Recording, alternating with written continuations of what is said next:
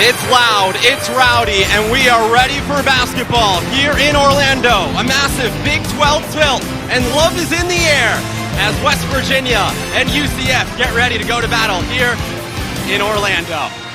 And we welcome you courtside. He's the former Iowa Hawkeye, Big Ten star Jess Settles. I'm Jake Marsh. Happy Valentine's to all of you at home. Big game here today, Jess. UCF currently an 8 seed, West Virginia looking to make their way back onto the bubble. It feels like a must-win for both teams. You can't afford to lose this game. Contrasting styles. Whoever can control tempo is going to win the ball game. And if West Virginia is going to get back on Mike DeCourcy's bubble watch, a big reason why is a win tonight because of Honor Huff. Well, this guy's lightning in the bottle. He can score with the best of them, moves without the basketball as well as anybody in the country. He's very streaky. He needs to have a big one on the road tonight.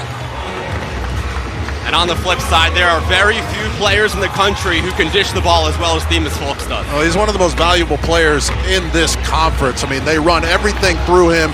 He's very good at getting downhill. When he gets 2 feet in the paint and collapses the defense, his offense thrives. Now let's take a look at our starting lineup, sponsored by Lincoln Financial. Just a big late change. Devin Cambridge will be making his third start for UCF because Jamichael Stillwell, the senior, hurt his ankle in practice earlier this week. Well, Jamichael's one of the best rebounders in the country, so that's a big loss. But Devin can step in, control the glass. He plays with a ton of physicality, and he's got a lot of experience. The students beat us here to Edition Financial Arena, Jess. Well, it's so nice out, right? I'm coming in from the Midwest where it's been 10 below, and everybody in West Virginia knows what I'm talking about. You get off the plane down here, and it feels great. Everybody's standing outside. A lot of West Virginia fans made the trip. Tyler Kumpf, Justin Chamian, and James Ford are officiating crew tonight, and we are ready to roll here in Orlando, UCF and West Virginia on a Valentine's Day Saturday night showdown.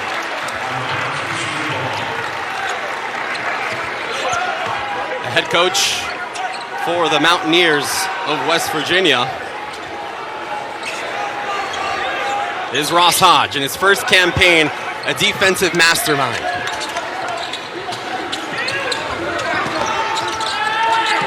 West Virginia allowing just 64 points per game. That's second in the Big 12. And a three from Riley Kugel, the Orlando native.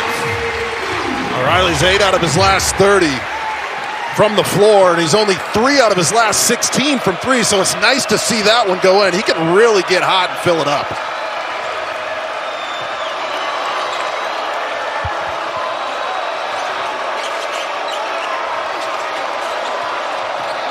Eagle staff, a shooter to watch out for, 35% from 3.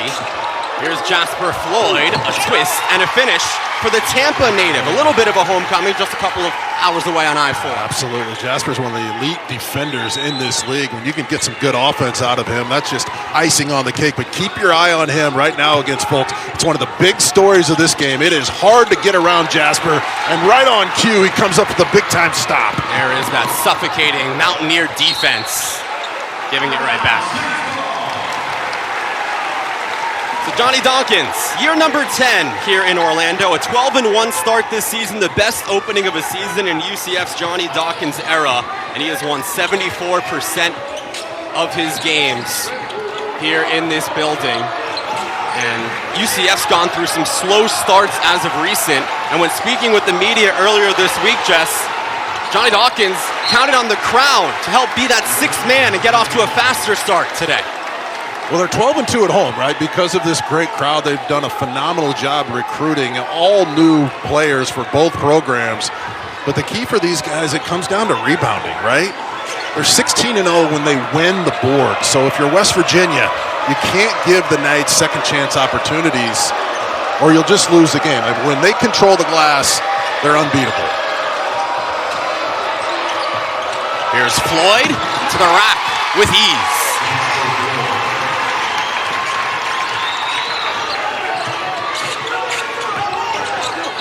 There's the big fella, John Bull. Bull was so good in that monster win against Texas Tech. I mean, he came out and played the best game of his career, and they needed it. You talk about a resume boost when you get that win. That's one of 4 quad 1 wins for this UCF team. Currently slated, as we mentioned, as an 8 seed in Mike DeCourcy's bracket projection. A lob up top. Ooh, nearly a highlight show to Devin Cambridge. Floyd's got 4 already. Well off. Eagle staff. Obioha tried to keep it away.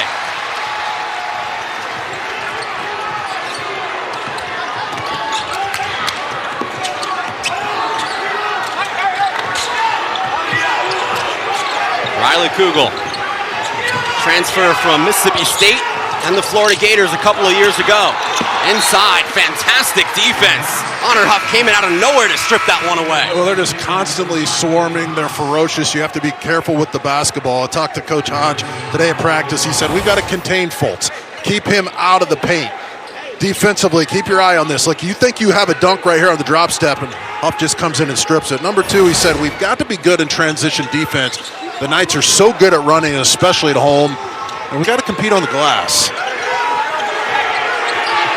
1 second to shoot. Kugel can't beat the shot clock. Nearly kept it alive, and it'll go back the other way. But just let's talk about this Mountaineer defense. Just unbelievable all season long, and we're seeing why in the first 3 minutes and change. 5th in the Big 12 in field goal percentage defense. 8th in the country in scoring D, and Orient just a little casual with the basketball right there, but no easy shots so far for UCF. I mean, this defense, they're always putting a hand up in your face. They're controlling tempo, and if you settle for those mid-range jumpers, they'll give you that all night long. Here is Huff. Around the circle to Eaglestaff. 5 seconds to shoot. Hop step denied. John Ball picks up the loose ball as well. His 15th block of the season. Leaves an open Cambridge for 3. Great job by Fultz to get into the paint, collapse that defense, and get his teammate a wide open look. That 3 is pure from Honor Huff. 0 for 6 from 3 in last weekend's loss to Texas Tech. It was his first game of the season with no three-pointers made. This is a man who led the country with 131 three-pointers made last season. Honor is such an interesting player. Only 4 out of his last 23 from beyond the arc coming in, but he does not care. I mean, he's going to continue to attack, and I like the quick strike here by West Virginia against some of that pressure defense for UCF. I mean, they got to get some points in this game. A fast-paced, electric start here in Orlando. West Virginia and UCF trying to come home with a Valentine's Day dub.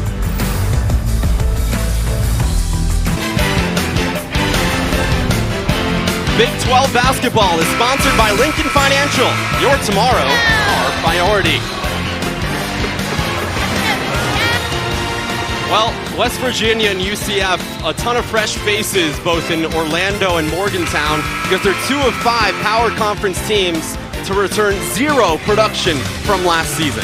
Just a microcosm of college basketball, right? These 2 teams had to reload. The problem for West Virginia and their fans is they've had 3 coaching changes. So then you're really late to the portal, right? And you can't exactly get the team put together that you want. So give these guys credit, Coach Hodge and his staff, for last second putting together a very competitive team. And there's Coach Dawkins.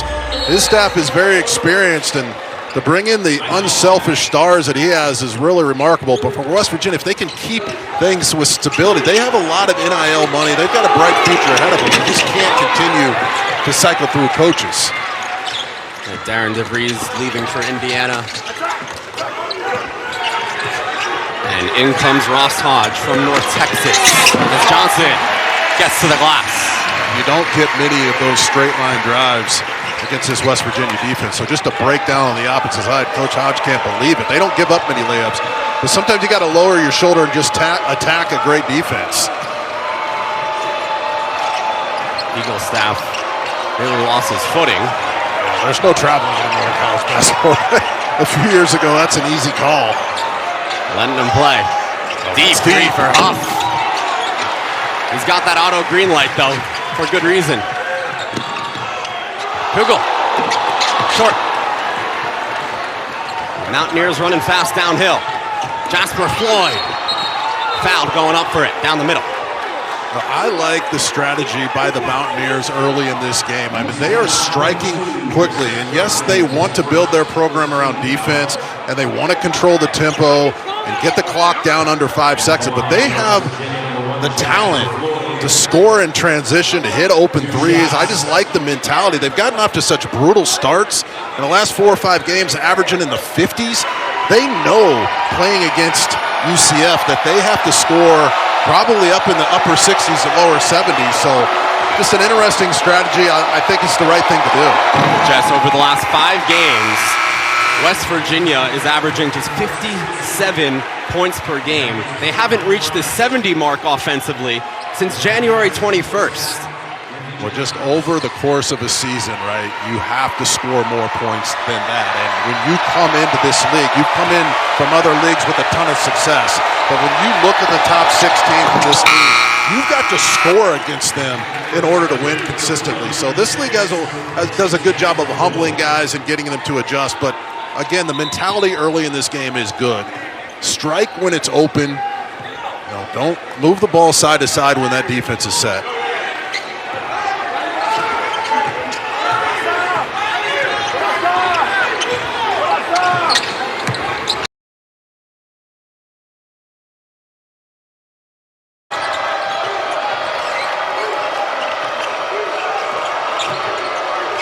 Lorient here on some pick and roll action. Number 0 there for West Virginia. What a screen by Lorient. A pretty good look.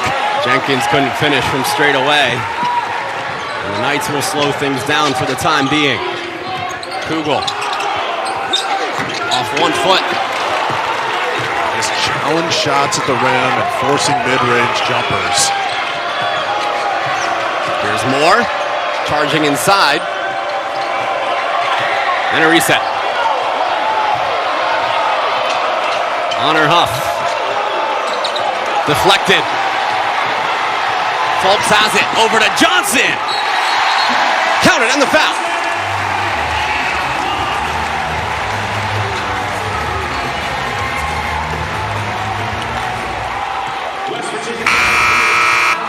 Well, UCF as good as anybody in this league at taking defense and turning it into offense. Not much contact there, but he gets the and one opportunity. Just comes racing at you. Caught him by the foot.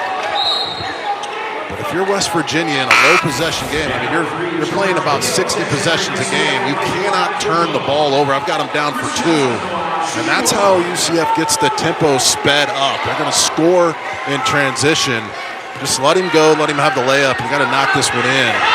These guys can really get out and run. Chris Johnson with 5 points so far to lead the way.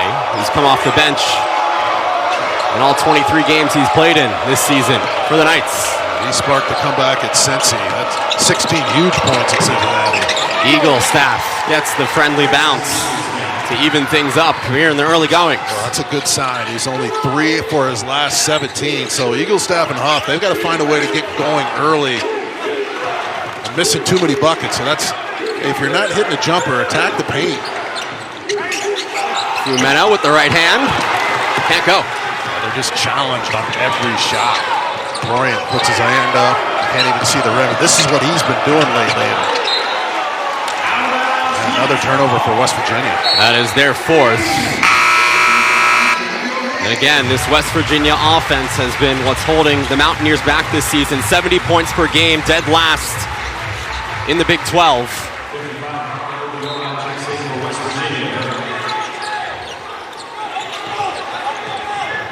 We talked to Coach Dawkins today at practice. He said, we got to defend and rebound. He says that's the key to every game for this team, right? And he said we have to identify Huff and Eagle staff. We don't want them to get off to good starts.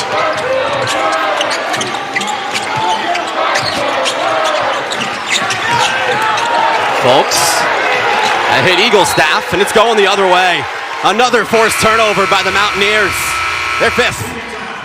So when you play against West Virginia's defense, they're going to load up a side, right? So you have to reverse the basketball. When you reverse the basketball, then you can recover. Right now, a lot of turnovers mounting up. This is a must-win for both teams.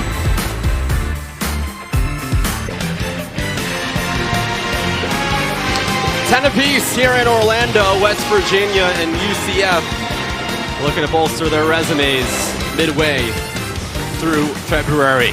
There you can see both teams right in the middle of the very competitive and top-heavy Big 12 right now. Those top 5 teams have done a great job separating themselves, but Ross Hodge, the West Virginia coach, says there's very little margin between everybody else. Oh, no question about it. It was a good week off for both teams. Both coaches needed a rest. Their teams needed a rest. This is a must-win, it feels like, for both of these programs. And, you know, the top 5 teams in the league, as you mentioned, they're just elite. Those 5 teams could go to a Final Four, and on any given night, the rest of these teams can compete against each other. But the computers right now like UCF a lot more than they like West Virginia. So this is a golden opportunity for the Mountaineers to get a win on the road.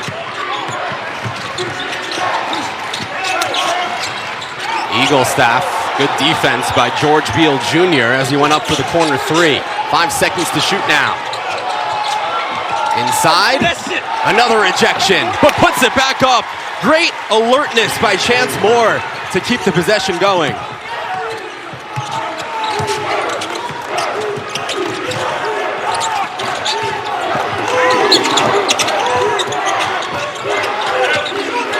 And we welcome those of you watching on FS1. It's West Virginia and UCF here in Orlando. He's the former Iowa Hawkeye, Big Ten star, Jess Settles.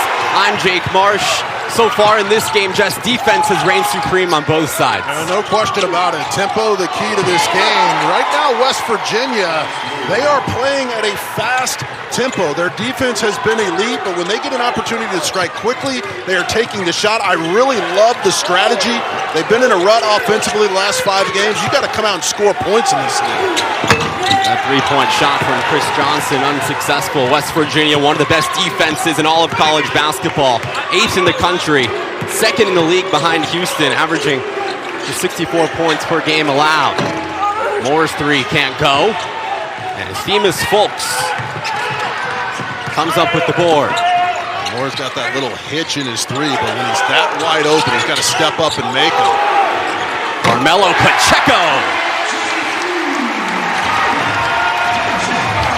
About 99 of his 111 points are from beyond the arc. So there's your first breakdown of the game for the Mountaineers. Their defense has just been elite in this game, forcing mid-range jumpers. They've been blocking shots, but you can't give that guy an open 3. He's 9 out of his last 17 from beyond the arc, and he shoots it at 40%, and that's where he makes his living. And a nice jumper from Amir Jenkins. Is so good at collapsing defenses. He's a good defensive player as well. But Folks is really good at getting 2 feet in the paint in that short roll, and they pick up the foul. This one's on Harlan Obioha, his first. Well, for everybody just joining us on FS1, Coach Hodge said we've got to contain Folks. That's our #1 key to keep him out of the paint. We've got to be great in transition D, and we have to rebound.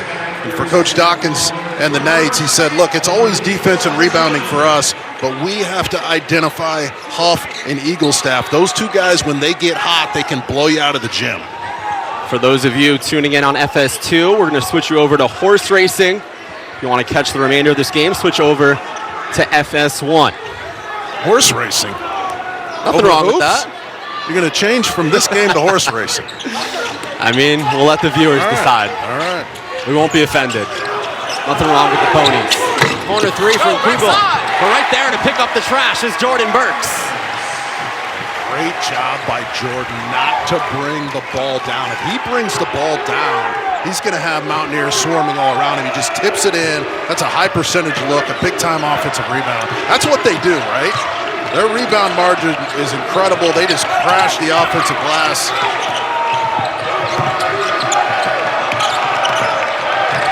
Eagle staff down the left side. Can't finish the finger roll. As good as Eagle staff is this game, this is too many layups. Burks couldn't connect from the corner pocket. Here come the Mountaineers. Both teams had a bye for a midweek game.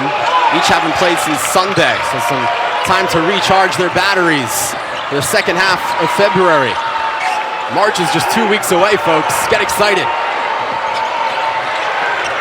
Eagle staff with 5 to shoot.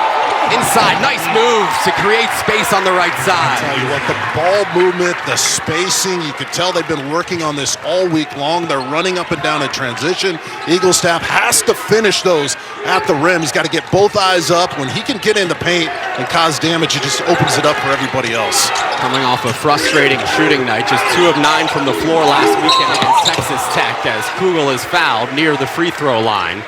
It'll go against Jasper Floyd. His first.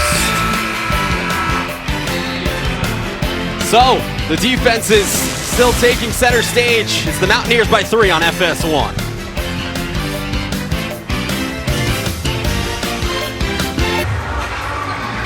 So for those just joining us here in Orlando, West Virginia and UCF, a low-scoring affair so far, but just a number that sticks out. 8 bench points out of 15 for UCF. Remember, Jermichael Stillwell, one of their top scorers, out tonight due to an ankle injury suffered in practice earlier this week. The next man up mentality working for Johnny Dawkins' squad so far. Jermichael is such an elite rebounder, so they're going to miss that, but it's not totally surprising for UCF. 7 different nights have led their team in scoring this year. They average 25 bench points a game, so a lot of versatility, a ton of interchangeable parts, and Coach Dawkins not afraid to go deep into that bench. His guys have risen up to the occasion. They shoot 37% from 3, so when they move the ball side to side and get open looks, they're pretty much automatic. You've got to do that against West Virginia's defense. They really load it up. They'll put 4 guys on the opposite side of the paint, and they will force you to move it to the other side. If you can get it to the other side,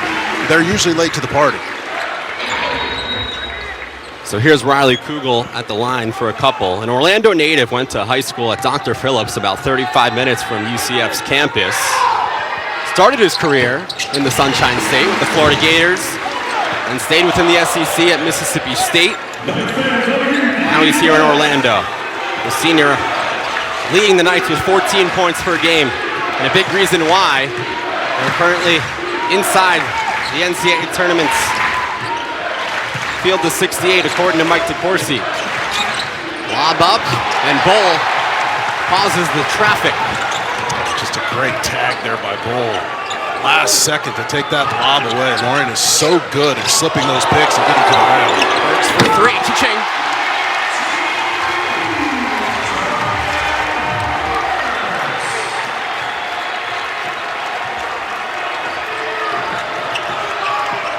UCF with their 3rd made 3 tonight, the first for Jordan Burks, the junior from Alabama. Open, Thomas for 3, couldn't finish. And Burks doing it on the other end as well.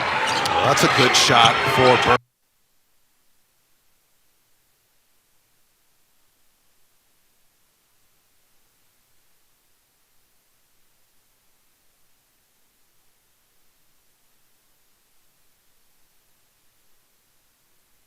Obioha. So we'll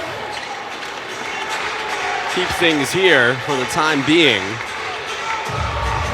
3:15 to go in the first half as the foul is called on Fultz.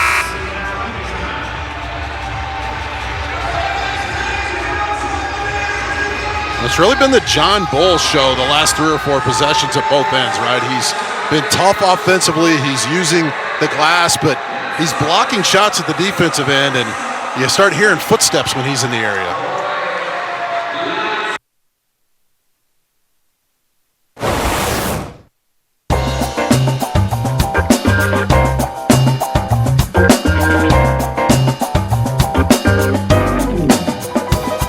So what's it like being a doctor in Port Wynn?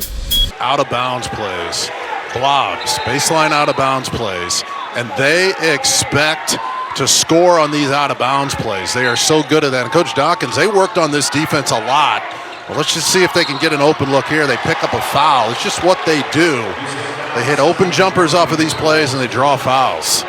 All right, we're back live here on FS1. We sincerely apologize for the technical difficulties We've got a tie game here in Orlando between West Virginia and UCF. No team has led by more than 4 points. There's been 7 lead changes, 5 different ties in this first half. In a game that means a ton for both teams' resumes. John Bull, the 7'2" center for the Knights, has been all over this floor at both ends over the last couple minutes. He's blocking shots, he's attacking the rim, and even when West Virginia gets through the first wave of the defense, they hear footsteps. Number 7's just roaming back there. He's playing like he did against Texas Tech, and that makes UCF's defense so much better. Corner 3, Kugel, he's fouled. Eagle staff's gonna set him to the line for 3.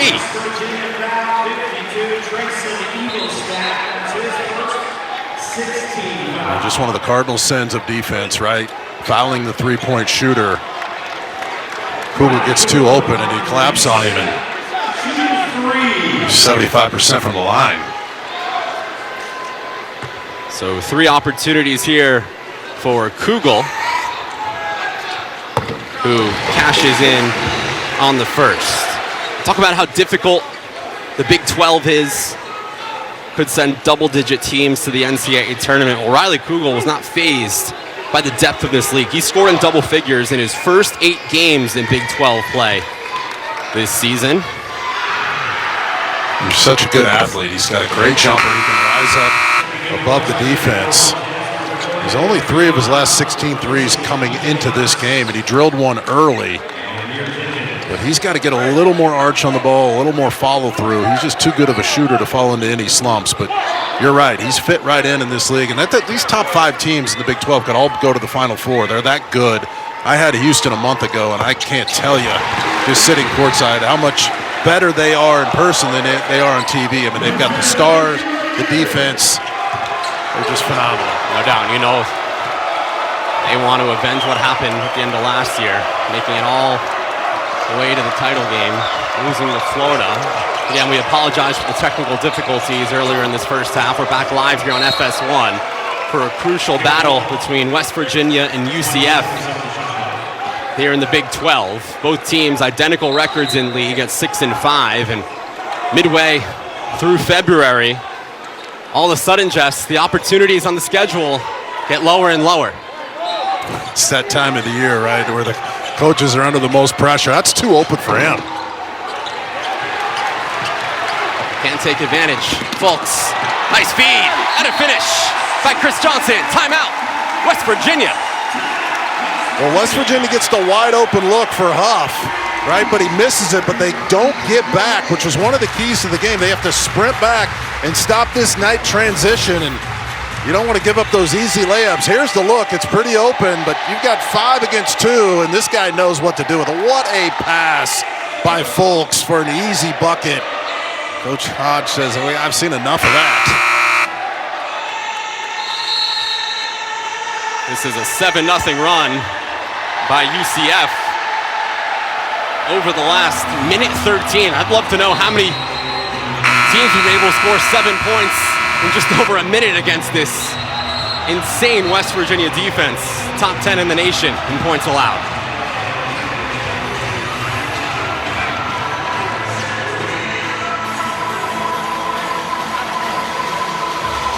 Coming up at the Lincoln Financial Sports Desk, Mike Hill, Alfonso Ellis, and Seth Davis will bring you highlights from around the country, including the top 10 battle in the Big 12.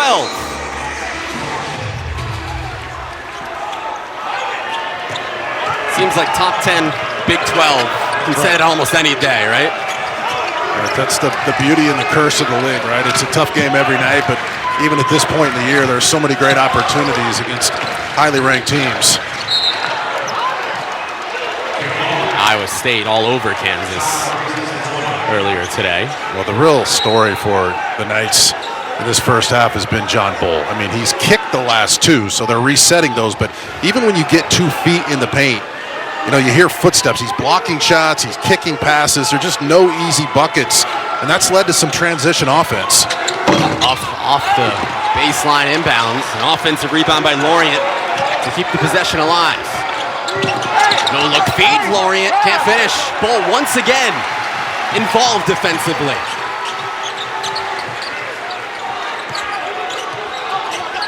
6 points, 2 rebounds, 3 blocks. Eagle staff comes down with it.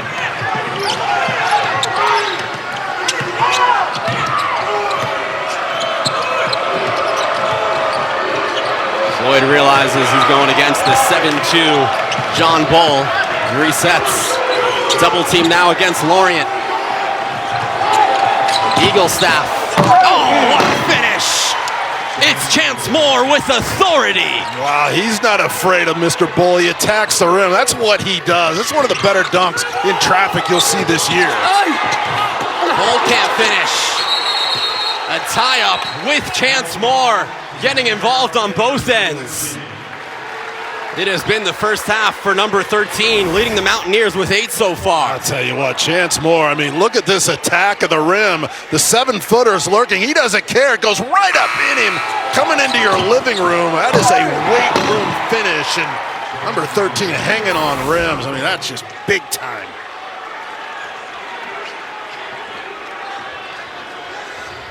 The fifth-year senior, proving that experience matters in this rowdy road Big 12 environment in a game that West Virginia needs. Huff pulls up for 3. Can't finish. Offensive board, Lorient. Leaves a wide open Jasper Floyd. Eagle staff, no one near him. He couldn't believe how much space he had, and I think it psyched him out as UCF calls a timeout.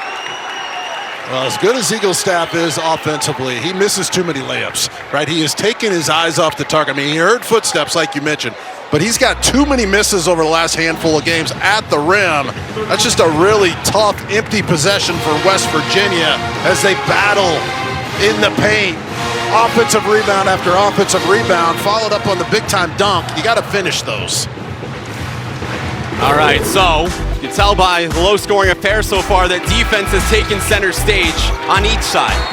Well, West Virginia, this is what they do for a living, right? They just swarm, they keep their hands up, they don't foul. But big number 7 for the Knights is when he has his timing right, he blocks shots and it leads to these runouts, which you want to score in transition against the Mountaineers. It's just too tough to score against them in the half court. But West Virginia, with 3 or 4 missed shots on those baseline out-of-bounds plays, they've come up with some offensive rebounds, but they've missed too many in the paint. And now the Knights have an opportunity to score here. Again, let's see if they can get some ball screens for Folks. Get him with that little mid-range jumper. He's so good at that. Last one, he was fading away, and you usually don't get the whistle when you're fading away. 8-second differential shot and game clock here. See when UCF decides to press the go button. Folks inside, halfway down, and now the shot clock is off, and Jasper Floyd putting his hand out. He'll settle for one here with 10 seconds to go, down by 3. Here's Floyd with 5. Floyd inside, off balance, and he finishes. And that's how the first half ends, with a Knight 1-point advantage in what has been a tight one in Orlando. No shot blocker in the middle. Go ahead, attack the rim. UCF 29, West Virginia 28. We're letting them eat here in Orlando.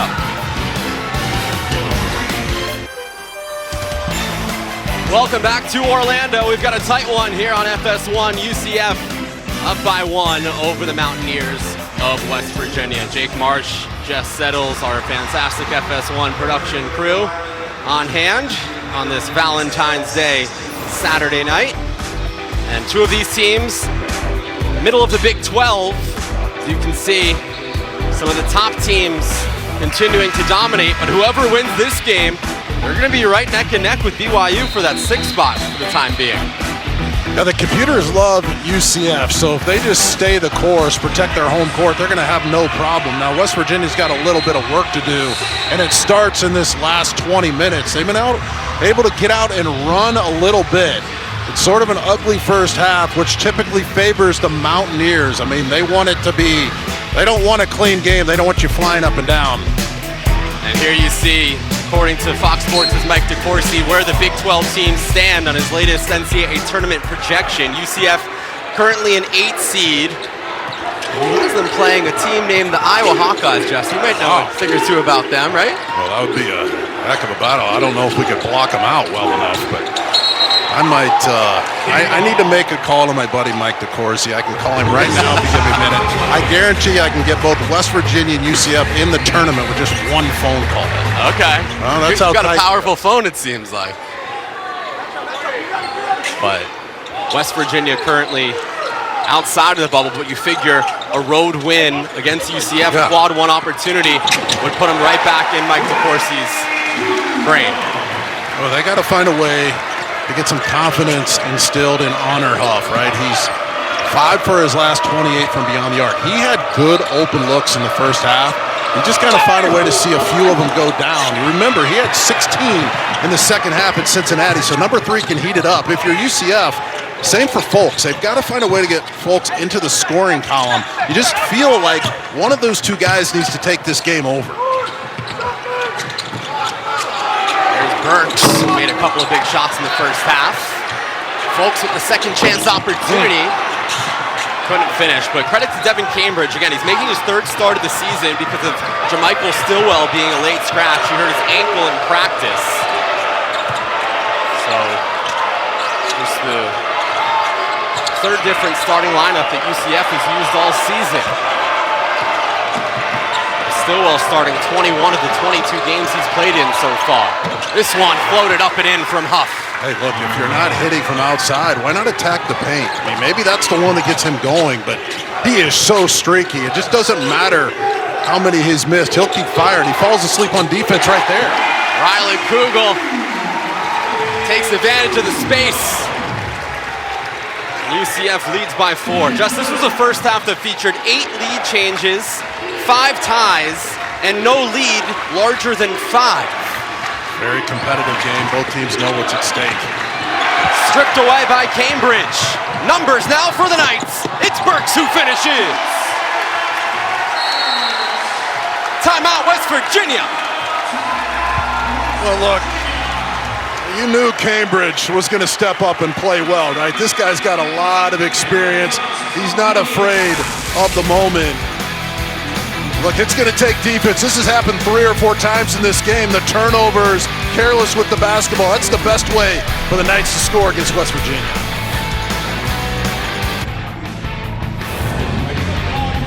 Well, Jess, it's a 7-2 run out of the gate in the second for the UCF Knights. Well, look, they're just attacking the paint with authority. They're coming up with turnovers. They're knocking down their open shots to start this second half. And there's 11 points off of turnovers now. That's starting to become a story. They're up 10-0 in fast break points. So that's exactly the tempo that the Knights want to play with, and they don't want to let the Mountaineers set up with that lethal half-court defense. They want to get ahead of it. Riley Kugel leading the way with 13 points.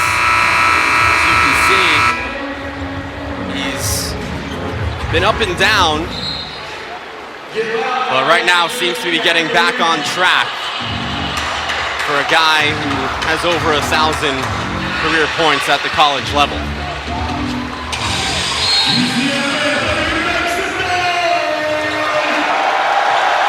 West Virginia's got to be careful here. This is a team that can't afford to get in a big hole with their offensive struggles over the course of the season. What a critical call here, man. That was a huge play. You've got your best play that you run out of the timeout. They run Huff on that rip screen, get the wide open layup, and they call the moving screen. That is a rough call and really tough coming out of the timeout. And that's his 3rd, Jess. Something to monitor. Honor Huff, the team's leading scorer, 15 points per game. 5 tonight. Number 3 in blue. Here's an open 3. Catch from Burks. What a turn of events. Down 6, you get a wide open layup taken away from you. You go to the other end, you fall asleep. Now you're down 9 and a little bit of danger time for the Mountaineers. Lorient being doubled and it's stripped away. Cambridge got a hand on it. Kugel comes up with the loose ball. Folks slithers inside, but he's rejected. Brennan Lorient.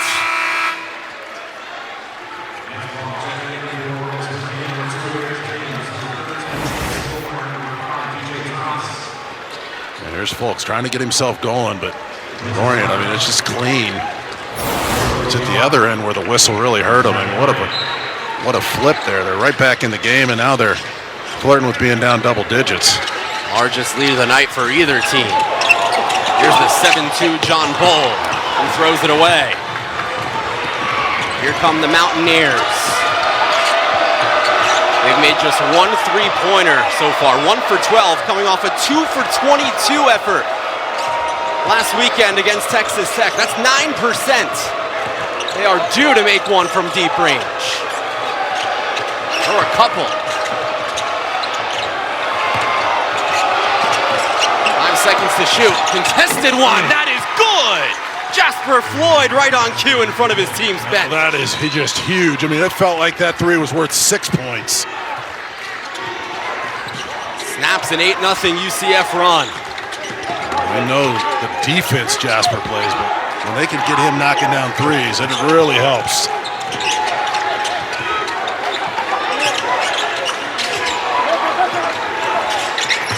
Kugel from the elbow. It's off. Rebound Moore. Here he goes down the left side with ease. He had the big fella backpedaling, and he is so good at putting in his left hand and attacking. And we saw what he did on that dunk in the first half. But what a response for West Virginia to get 2 stops, go down and hit the three, then attack the rim. Bully ball in the paint.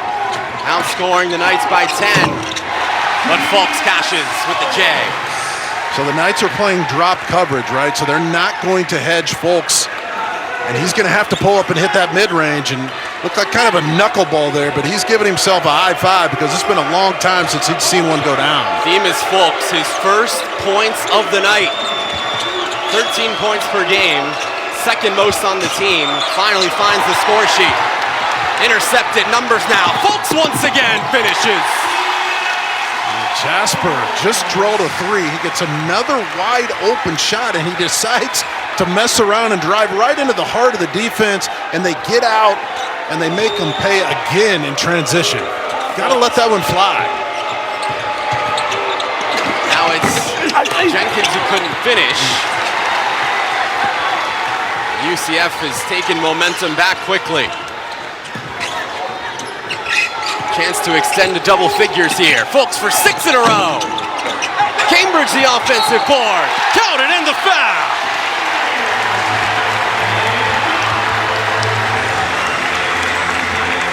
Well, they needed a big game out of Cambridge. They needed leadership. They needed toughness. Hey, they needed offensive rebounding with Stillwell out. Well, they're getting it, and they've got a 10-point lead. Big 12 basketball is sponsored by Lincoln Financial. Your tomorrow, our priority. Love is in the air here in Orlando tonight, and Knight fans have to be adoring the scoreboard right now. A 10-point advantage for UCF, their largest of the evening. Some of the Knight faithful showing out appropriately, and there is a ton of love around the history of college basketball. Here are some Valentine's Day friendly names over the course of this great sport. Caleb Love is playing well in the NBA. Denzel Valentine, it seemed like I had his game on Valentine's Day every year, and he had like 40, so that was nice. Derrick Rose just retired. Josh Hart, I like that one. That was creative. We don't have Jalen Rose in there, the old Fab Fiver. Yes, of course. But happy Kevin Valentine's. Love. Kevin Love, how does he Yeah. not make the list? Happy Valentine's Day to everybody. Happy Valentine's Day to my wife Joanna, my 3 daughters Gemma, Josie, and Julia. There you go. So it's a fun day. There's still time to send the roses, Jay. Yes. Shout out my girlfriend Shelby, my mom Susie. You forgot about the roses, didn't you? Oh no, I got it covered. Don't you worry. You're in the doghouse with No, Shelby. I'm not. I can get proof. Eagle staff can't finish the 3. And a foul on UCF. I'll tell you, it's interesting. West Virginia getting wide open looks out of these timeouts, right? That's the good news. They are drawing up the plays to fool the defense. The bad news is they just can't hit the broadside of a West Virginia bar right now. Right? They're not even close from 3, and they're going to have to knock a few in here with 14-12 to go. They've come back. I mean, they've been down, right? This game is far from over, but the way they're shooting the ball right now isn't giving them much hope. There we go. Nice that guy finish from Chance Moore, who leads the Mountaineers with a dozen. He's come off the bench in 19 of his 20 games this season. Fulks gets 3 right back. How about Kugel not attacking a double team, gives the ball up to Cambridge. He decides to hand it off to the running back Fulks, and now he's starting to feel confident. It's nice to see him get his shot back.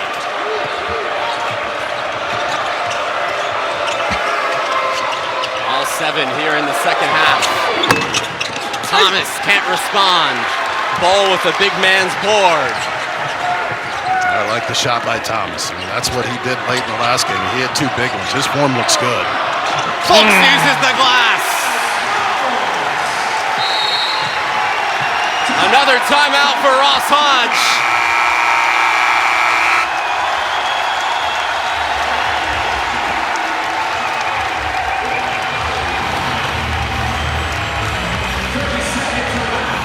And UCF has grasped all of the momentum. Well, look at Jake. Great players never struggle 2 games in a row, right? So you knew Fulks was going to step up and play better basketball. He's been in a little bit of a rut, right? He's a little banged up, but he's attacking the rim. That is a pro-level weight room move. He switches it to his left hand. He hit the open 3. He's been assisting guys. There, look at the emotion, the frustration all at the same time coming out. He knows he's better than what he's shown over the last 3 halves. It's winning time, and now he's starting to play his best. So UCF at 17-6, looking to move to 7-5 in the Big 12. They have 4 quad 1 wins. Excuse me, 3 quad 1 wins. But an important stat that not a lot of bubble teams can say, they don't have any losses outside of quad 1. There is nothing standing out on the resume in a negative fashion, which is huge for the selection committee. No, absolutely. I mean, they've just struggled a few times on the road against really good teams. But other than that, they've been very steady. I mean, all new faces for both of these teams. Both coaches said we have very unselfish guys, and they play well together. They're very coachable. Huff just passes that one up to give it to Thomas. I mean, he just doesn't have much confidence right now. But the computers like the Knights. And if they just continue to take care of business, they're a team that can do some damage with the way they rebound. They've got the 7-footer, and they've got the elite point guard. Corner 3, couldn't finish. But what fight! Oh, what a rejection! DJ Thomas one-ups Jeremy Fumena's rebound to keep the possession alive. Thomas is fouled.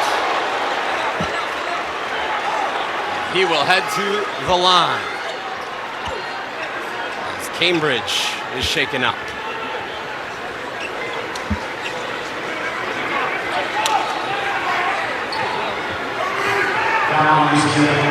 So the trainer, Matthew Cabay, and the medical team will assist.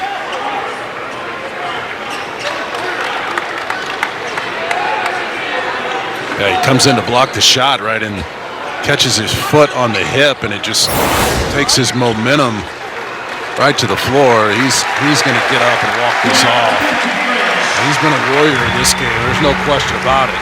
Now remember, he's making just his 3rd start tonight because Jamichael Stillwell, who started 21 games this season, hurt his ankle in practice earlier this week. So not used to being in this role, but he has a ton of experience. Yeah. 6 years in college basketball, played at Texas Tech, Arizona State, Auburn, and here he is in his first season in Orlando, playing meaningful minutes. Well, that's really the formula in college basketball, right? Get old, stay old, bring in guys who are tough and strong and mature, and you try to get as many as you can, and then you surround those guys with scorers. But he's definitely answered the call in this game so far. Hopefully he's okay. But that was a heck of a fall. So now DJ Thomas will shoot in front of the rowdy UCF student section. You see the palm fronds that he's staring into. That's another miss. They call it the most Florida free throw distraction. Legend has it a couple of years ago, Jess, before UCF's first home Big 12 game, there was a giant storm running through campus, a ton of debris, and students brought palm fronds found on the sidewalk inside and waved it. They ended up upsetting then number 3 Kansas, who missed 5 second-half free throws, and UCF won that game by 5. Made a huge difference. Tell you what, I mean, right? They've got the tradition going, and what a nice line of students a couple hours before the game lined up. And this has quietly become a really tough home court advantage. Students beat us here to the gym. One of the biggest student populations in the country. Same with West Virginia. 2 massive fan bases. As the foul is on Chris Johnson. The UCF fans getting involved. Looking to be that 6th man the Knights need to get to the NCAAB tournament.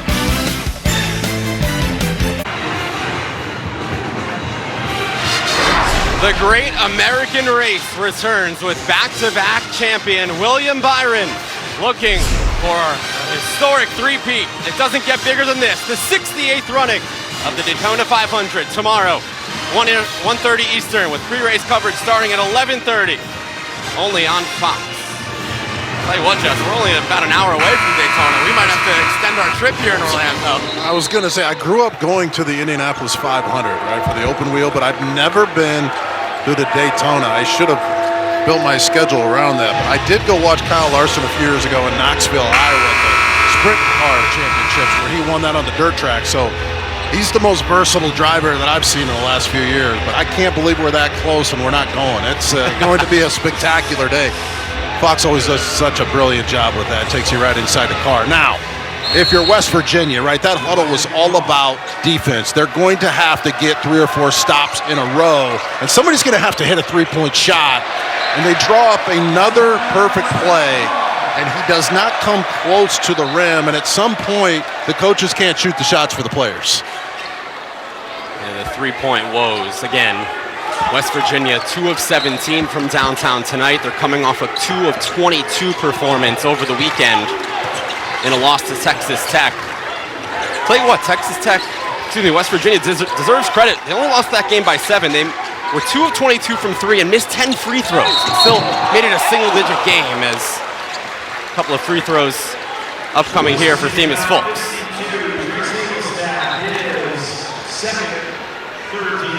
As you look at West Virginia, just 2 assists.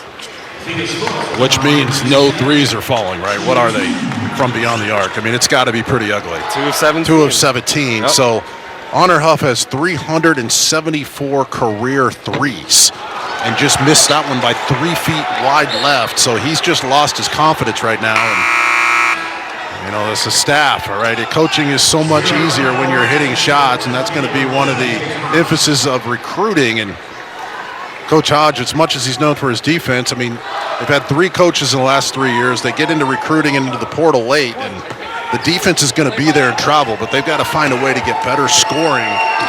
Talked to Brian Messerly, their SID. Brad Howe is one of the radio guys who's been an administrator there for 30 years, all the way back to the Beeline era and Huggy Bear. And the tradition is there. The history is there. They've got good NIL financing. Just they need stability on that staff. And I'm bullish on their program into the future, but it gets very frustrating for the fans with so much turnover. I understand that. And I got to know Ren Baker, their AD, when I was at the Caitlin Clark game, West Virginia and Iowa City a few years ago. West Virginia almost pulled the upset of the year in that game. He's got a good vision for the program. They just need stability, and they are off in this game, aren't they? Well, they've got a bucket in the last possession. Make a stop. Only down 10. To the rack, and just like that. It's only down 10, which is as poorly as they played. Big stop here opportunity. Back-to-back from Lorient. It's back to 10. UCF's missed their last 4 from the floor.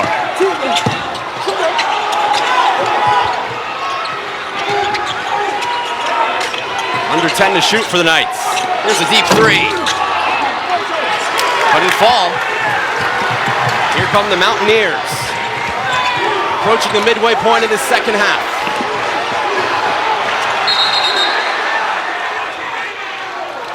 We have an official's whistle, some slip-ups, as James Ford blew the whistle after one guy on each team took a fall, but seemed to be okay. Check out the baseline. A couple guys, just a little friendly wrestling match. Someone slips, you trip over, and then that's a good whistle to clean up the floor. But I like how West Virginia came together there. They're used to coming back, right? They're used to these surges in the second half. They by no means think this game is over, and you've got to think that somebody's going to hit a three. Now, for your Knights, you continue to play stout defense and get out and run whenever you get the opportunity. Yeah, we're just 9 days removed from a 14-point second half comeback as a three is good from Honor Huff, and he'll have a chance for a 4-point play.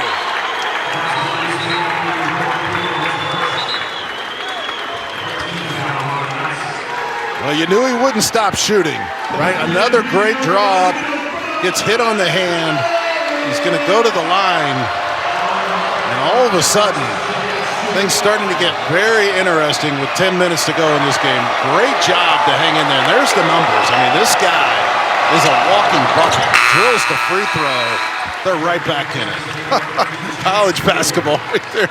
It's an 8-0 run over the last 69 seconds. Yeah. What I was going to say is we're just 9 days removed from West Virginia pulling off a 14-point second half comeback at Cincinnati. So they know what it's like to be down double figures on the road in league play and pull off the victory. I think Honor had 16 points in that second half. And we have a timeout on the floor. Is going to be Johnny Dawkins timeout, but in the blink of an eye, Jess, it's a two-possession game here in Orlando. Johnny Dawkins reminding his guys of the scouting report, right? You go back to the simplicity of what they drew up on the whiteboard. We've got to continue to defend and rebound. He said, identify Huff and Eagle staff on every single possession, and when you get an opportunity to run, get down the court, get easy buckets. West Virginia looking for what would be a massive quad one road victory.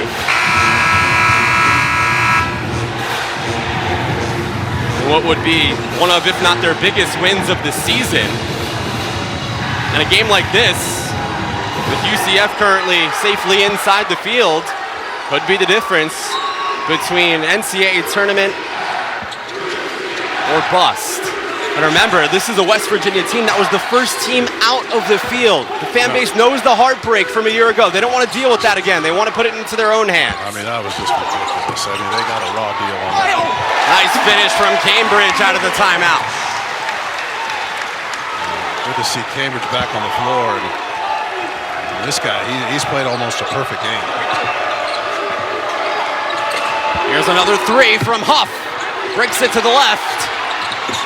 Bonnie's on the floor and a foul on Lorient.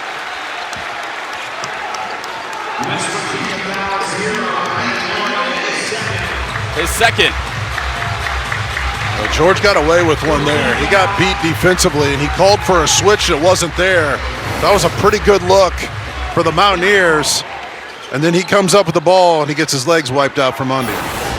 It's a little token press here by West Virginia. This is anybody's ball game right now. Both teams playing extremely hard. It's going to come down to execution, knocking in open shots. Can West Virginia continue to put stops together? Travel. Johnson travels. The 9th turnover from UCF. Jasper is so good at on-ball defense, guarding pick and rolls. Obioha has done a really good job in these ball screen actions and not only hedging but recovering. But there's number one with the ball. He is elite defensively and just forced a turnover.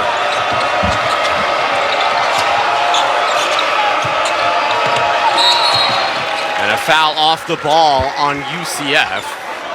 That's their 5th, so they still have one more to give. It's on Johnson. His 3rd.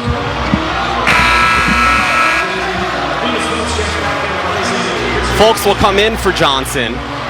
And remember, Themis Folks, the second leading scorer on this team, was scoreless in the first half. He's picked up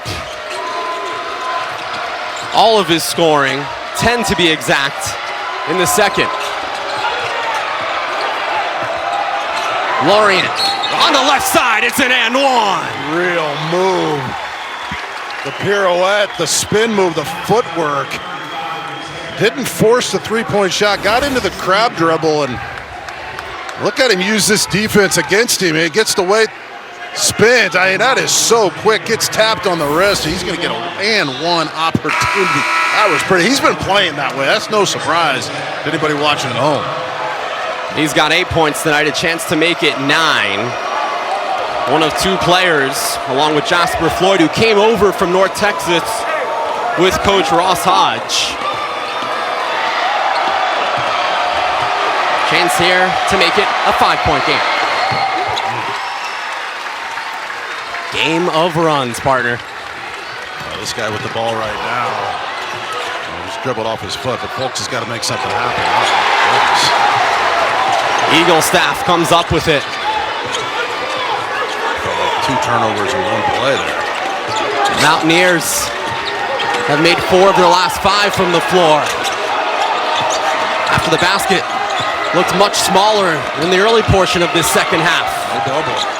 It's just one-on-one.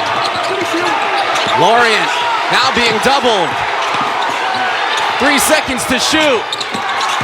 Shot clock did not reset, but Lorient beats the timer.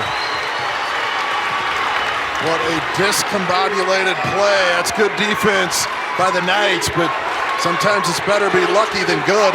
Is this a 3-point game? Are you kidding me? Beal, too much. Long rebound, Floyd. A 3 can tie it for the Mountaineers. Let's let Lorient touch the ball again if you're West Virginia. Good things are happening when he gets his hand on it.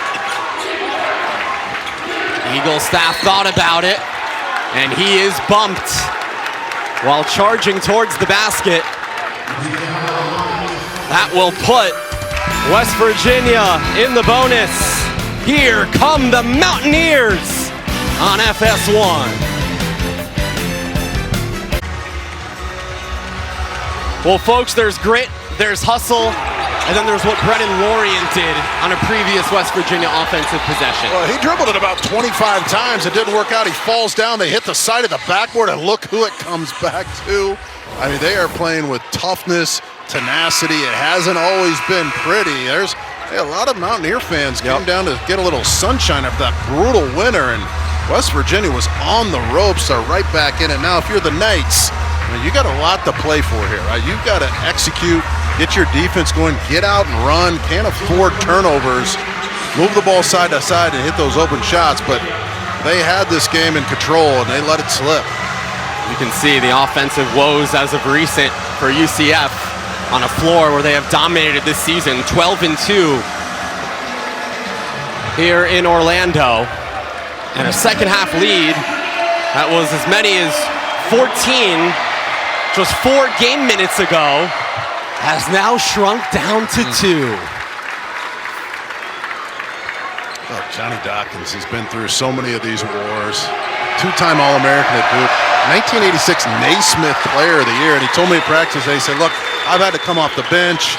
I've been a starter, I've been an All-American, I've been the GOAT. He goes, I've been in every situation, and I can really communicate that to my guys. So no panic out of Coach Dawkins and company. They've been in some dogfights all year. That's the way this league is. Here's Folks. He's got all 10 of his points here in the second half. 5 to shoot. The court general twists and throws one up and in. That is tough. That is incredible defense by Jasper Floyd. That's just an elite shot. Just a Chris Paul move by a guy who's getting his rhythm back. Congrats, Chris Paul, by the way, just announced his retirement. I believe West Virginia ended Chris Paul's college career and went on to the Elite Eight. Had a 20-point lead against Louisville and broke everyone's hearts. And there's a three that falls, and Floyd is just a special player. We are all tied up here in Orlando. Fulks gets the lead back with the hometown roll. Well, he's back.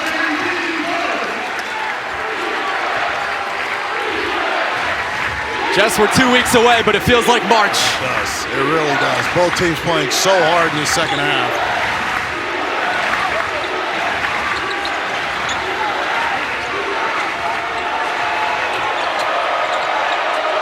Here's Floyd. 5 on the timer. Chance more to even back up. UCF's got it. It's going the other way. Staying with the Knights. Obi Oha sets a really good screen for Jasper Floyd. And again, with the 7-2 guy in there, they're in drop coverage. So they're going to force Jasper to take that mid-range jumper. He's got to take it, right? That's what the defense is giving you. Pull up, have confidence in that mid-range. We got to keep our eye on that down the stretch. They're going to get West Virginia to that elbow. Here it is. There's the ball screen. You turn the corner, you got to pull right there. Now you're in trouble, right? You're retreat dribbling. You got to force a tough one. He's not comfortable. Let's keep our eye on that matchup because number one's very comfortable. They're doing the same thing at the other end. That's a great offensive rebound. Bull will head to the line after getting fouled on the second chance opportunity. It's the fourth on Honor Huff. So now John Bull, the 7'2", 210-pound sophomore center, is a 64% free throw shooter. One of the top recruits in UCF history. Former McDonald's All-American. The first UCF Knight to suit up as a McDonald's All-American. He's a very good player, and he disrupts so many sets, and he's really tough for guards to read, right? Because you turn the corner, and yes, he is in drop coverage, but he can get that wingspan out really quickly and alter a shot, and then you've got to pick your poison. Are you going to attack the rim and have him throw it into the seats? He's the type of guy that during March Madness could really make an impact. He's very difficult to scout, and they could play into the second weekend if they're shooting the ball well. Again, their point guard has been elite all season long. Now, he's been good in this second half, but he's been the type of guy who can light it up against some of the top defenses in the country. The last time UCF went to the NCAA tournament, they were a tip-in away from going to the second weekend and upsetting Zion Williamson and Duke, as Honor Huff is fouled shooting a three. Yeah, it's just a bad foul. I mean, that shot is not going to go in. He's falling down, shooting it at an angle, going to his left. You get the twist screen, you get him a little space, but that's just not one that you want to foul a shooter on. And this guy can make free throws. Team's best shooter at the line, 82%. And that one free throw came after converting a 4-point play. I was going to ask you before this possession, but clearly the decision paid off. What do you make of Ross Hodge leaving Honor Huff in the game with those 4 fouls? I like the decision, right? I mean, he has to play hard. He can't hide. So if he fouls out, he fouls out. But this is the guy who's just known for his second half eruption. He's one of the most unique players, we've ever seen in college basketball this year so far. I mean, he is either really on or really off, but he has shown the ability to get hot. He gets the 4-point play. Now he gets the 3 free throws. He's got him right back in it. It's a good coaching decision. It is the 7th tie of the game. We've had 8 different lead changes. UCF led by as many as 14 in the second half. He may go offense to defense with him the entire second half, right? So he makes the free throw. They're going to take him out. You got your better defensive lineman in. Keep him out from fouling out of the game, and then they'll put him right back in, I'm assuming. Johnson dribbling. He's playing with those 4 fouls as well, and he is bumped by West Virginia. That is their 7th, so it is bonus time for the Knights. Excuse me, that is the 6th. So that is the last one to give. The Knights will be in the bonus the rest of the way.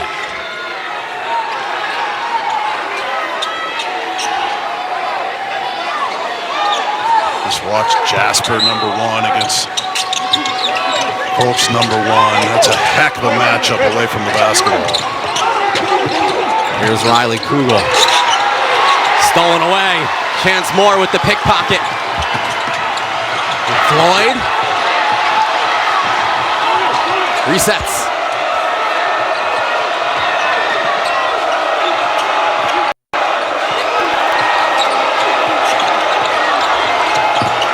Intercepted. That was a tough pass from Lorient. Kugel. Foul.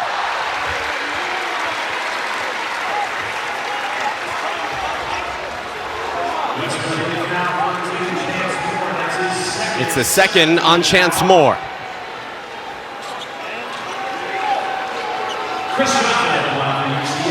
And now Chris Johnson with a couple of free throws, a 75% free throw shooter. Again, one of those guys who stepped up off the bench with Jermichael Stillwell's absence. Scored 7 points in the first half. Looking to give his Knights the lead back at the stripe here. So Huff will come back in, to your point, Jess, about the offensive-defensive switch. Playing with those 4 fouls. He's got a dozen. 4 Mountaineers have at least 11 points. And it's a 1-point advantage for UCF. Lorient's got to move the ball on here offensively for West Virginia. It's a big free throw there for the Knights, but everybody's got to touch the ball, move it side to side, or get a high pick and roll here at the top. But you can't just dribble the air out of the ball in the post. It's not going to work against the 7-2 guy. Here's that high ball screen. I like it. Lorient, patient and denied. The 5th block from John Bull. That is a career high for the 7-2 sophomore, coming at a pivotal moment. Just been sensational in this game. Folks from the elbow is fouled. Well, I like the decision by West Virginia. Go with the high ball screen, get your guards involved, try to collapse the defense. There's Lorient. He gets inside. He doesn't fall for the pump fake. He just swats it into the seats. Number 7, my goodness, he's long.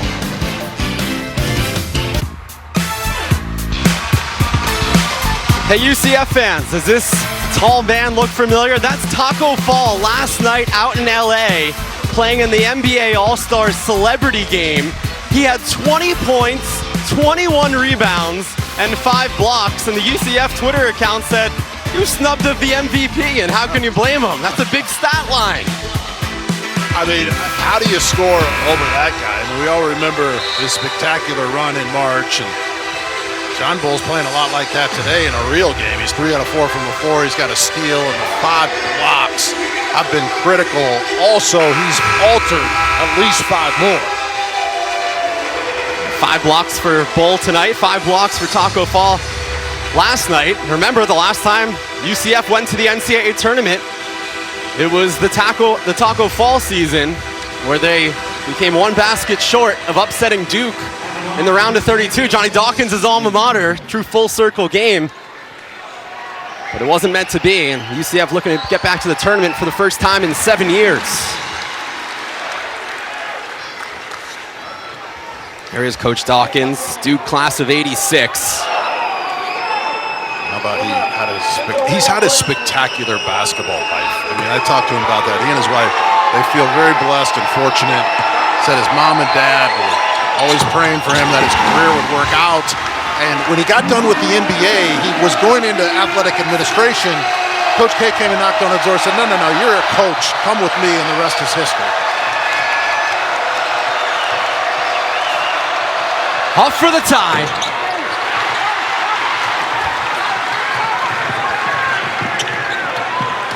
West Virginia hasn't made a bucket in 3 minutes.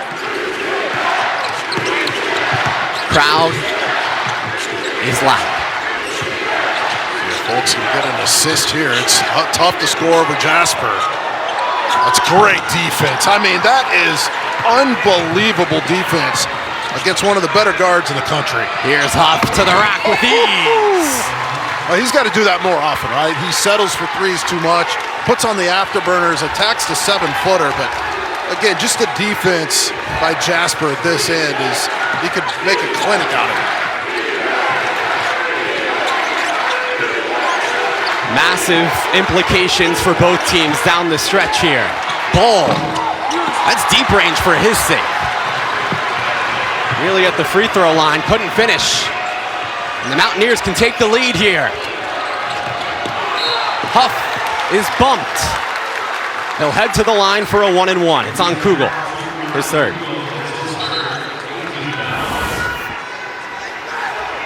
You want to see a defensive, but look at the wide base. Look at him stay on the ground, doesn't get fooled, puts his hand straight up. That's great officiating. Then he snatches the rebound, and it leads to this. The afterburners, 7-footer late to the party, and that's a huge, huge play in this game at both ends. Tie game. Perfect 5 for 5 at the line, Honor Huff. Team's best free throw shooter this season at 82%.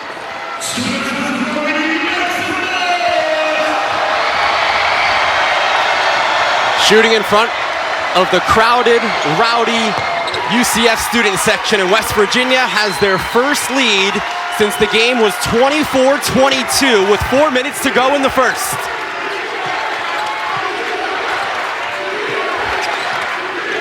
They were down by as many as 14 here in the second half.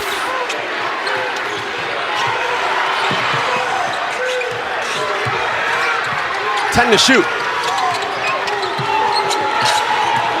Folks in traffic. Off the backboard. Numbers for the Mountaineers. OBO, he has improved drastically at the defensive end of staying in a stance, guarding guards, and then recovering to the centers. Got to move this on. Lorient off the give and go. Flood for three. Cash!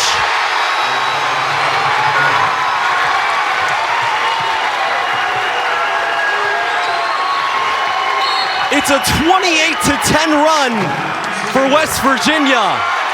Timeout UCF. How about Lorient deciding not to conquer the defense, right? To give it up. He does the handoff, then the roll, and instead of going up, he kicks it out to the open teammate. Such discipline by Lorient. We said, number one, Jasper Floyd is going to have to shoot it when he's open.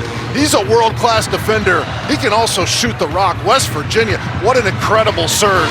And number one, doing it at both ends for the Mountaineers. Just West Virginia was 1 for 12 from 3 in the first half. Floyd has made a couple of big ones down the stretch here. And momentum has totally taken a 180. Well, if you're UCF right here, you want to get the ball right back to Folks, get into a high ball screen action, and at least try to get to the free throw line to calm this momentum and score with the clock stopped. 7 in a row. Kugel in traffic. Another empty UCF possession. Would you be surprised if I told you that Jasper was defending that shot? Not at all. Right? This guy, he could play for anybody. No rush for the Mountaineers. Approaching the 1-minute mark. Shot clock at 5. This is Huff. A step back three. Oh yeah!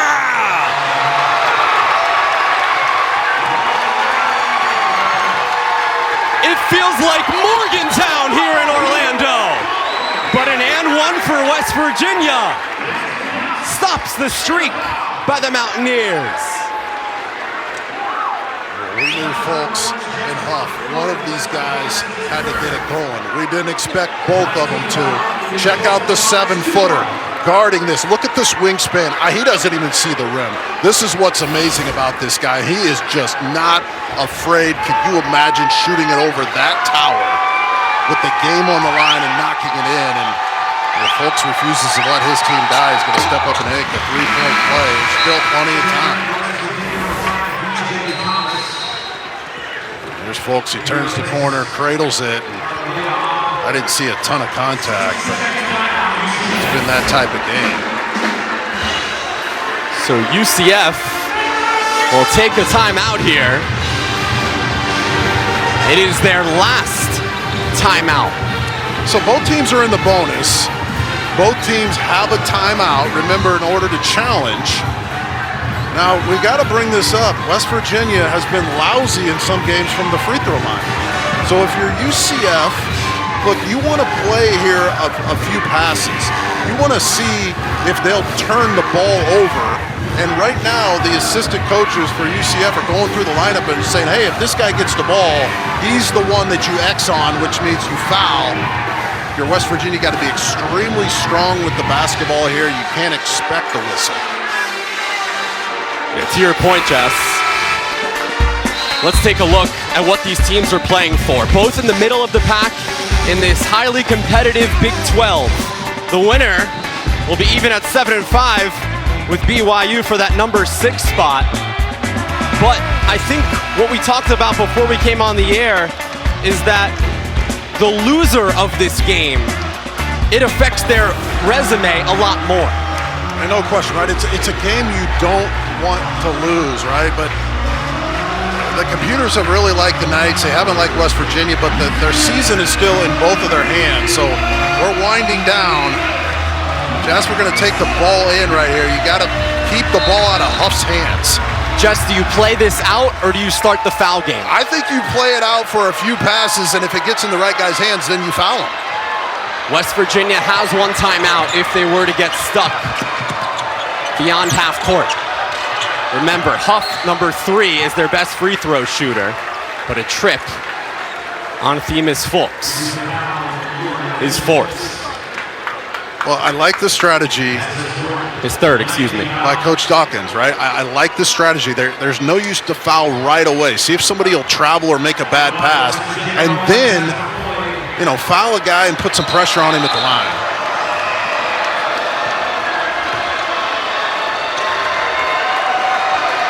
Wiping off another wet spot. 2 shots for Floyd, a 69% shooter.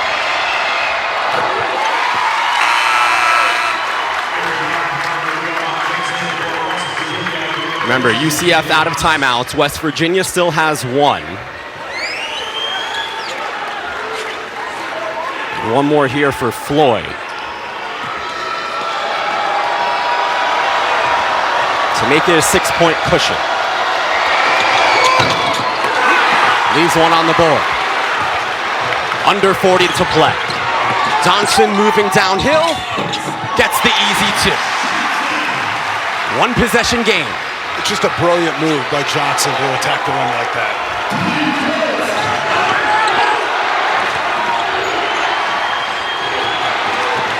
Huff has some space.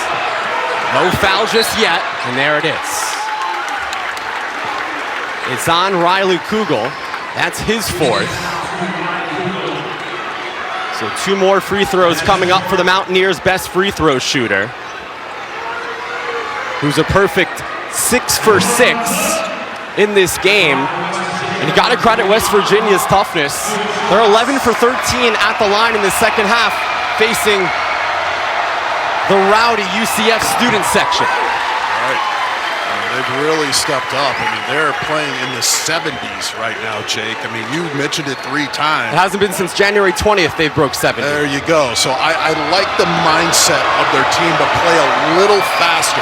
Now, they missed a ton of open shots in the first half. The second half, those shots have started to fall. Down 5, 20 seconds to go. Fulks to Kugel. Long 2, too much. Ball loose. Lorient's got it. And a foul. The Mountaineer faithful can taste victory.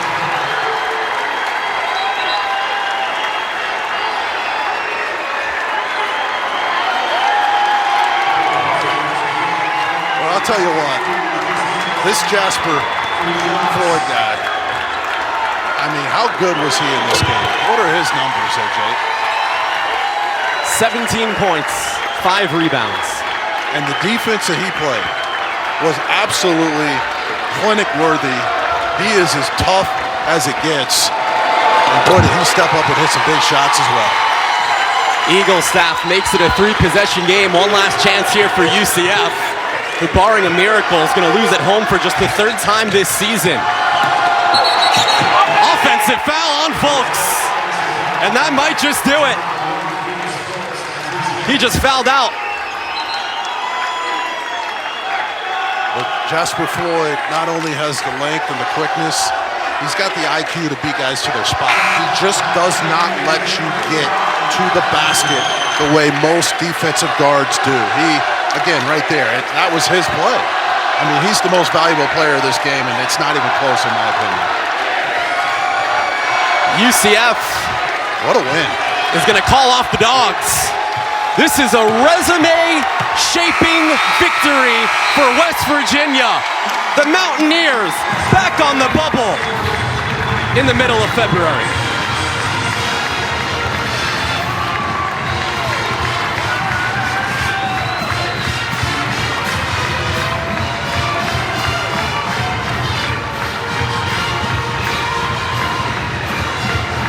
If you are Ross Hodge, it's all smiles. You're down by 14 midway through this second half, and it looked like dark times ahead for the rest of this game.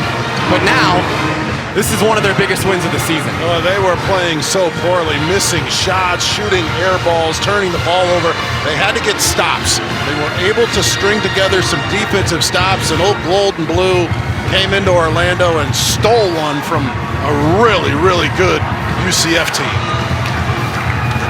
So West Virginia moves to 7-5 in the Big 12. UCF drops to 500. A big win for the Mountaineers. We'll see how UCF can respond next week.